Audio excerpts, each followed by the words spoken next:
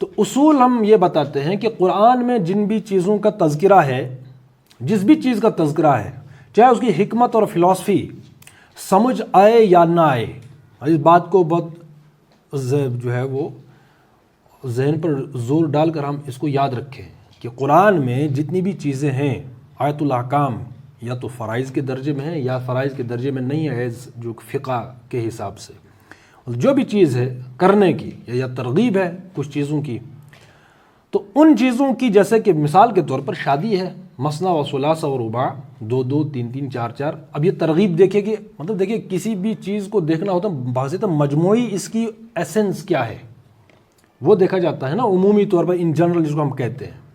تو عمومی اصول یہاں سے نکلتا ہے تعدد کا، یعنی زیادہ شادیاں کرنا، دو سے شروعات ہوتی ہے یہاں پر. تو مان لیجئے کہ ہمیں اس کی حکمت یا فلسفی سمجھ نہیں آ رہی ہے، مان لیجئے یا سود ہے جو بھی ہے، اب ہمیں حکمت فلسفی سمجھ اس کی نہیں آئی یا ہمارا جو ہے ہم مطمئن نہیں ہے، سیٹسفائی نہیں ہو رہے وغیرہ وغیرہ. تو اب ہم اس یقین کے ساتھ، میں اصول بتا رہا ہوں قرآن پر عمل کرنے کا، ہم اس یقین کے ساتھ قرآن پر ان آیتوں پر عمل کریں گے کہ یہ اللہ کا کلام ہے، آخری کتاب ہے، اللہ ہے، اللہ تو حکیم ہے، وہ تو خالق ہے، مالک ہے، اسی نے مجھے بنایا، کائنات کو بنایا، کلام اتارا نازل کیا، اسی کا کلام ہے. تو ظاہر سے وہ بہتر جانتا ہے نا.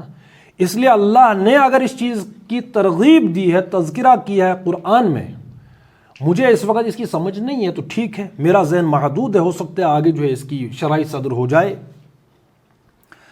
تو شرح صدر کے نتیجے میں اس کی فلسفی اور حکمت وہ بھی سمجھ آ جائے گی. لیکن تب تک جو ہے اگر سمجھ نہیں ہے تو ہم کیا کریں گے کہ ہم اس یقین کے ساتھ اس پر عمل کریں گے کہ انشاءاللہ خیر اس پر عمل کرنے کے نتیجے میں ہی برآمد ہو کر رہے گا. ابھی ہماری اپروچ ہونی چاہیے اس یقین کے ساتھ. اب اس کے لیے میں مثال دیا کرتا ہوں ڈاکٹر کی. جب کوئی بیمار پڑتا ہے تو ڈاکٹر کے پاس جاتے کہ نہیں جاتے؟ تو آج تک کس مریض نے ڈاکٹر سے کہا کہ بھائی یہ جو تم نے دوائی دی ہے اس کی تھوڑی جو ہے ہمیں اس کی وہ بتا دیجئے کیا ہے کیا نہیں ہے؟ آنکھیں بند کر کے ہم دوائی لیتے کہ نہیں لیتے؟ کیوں؟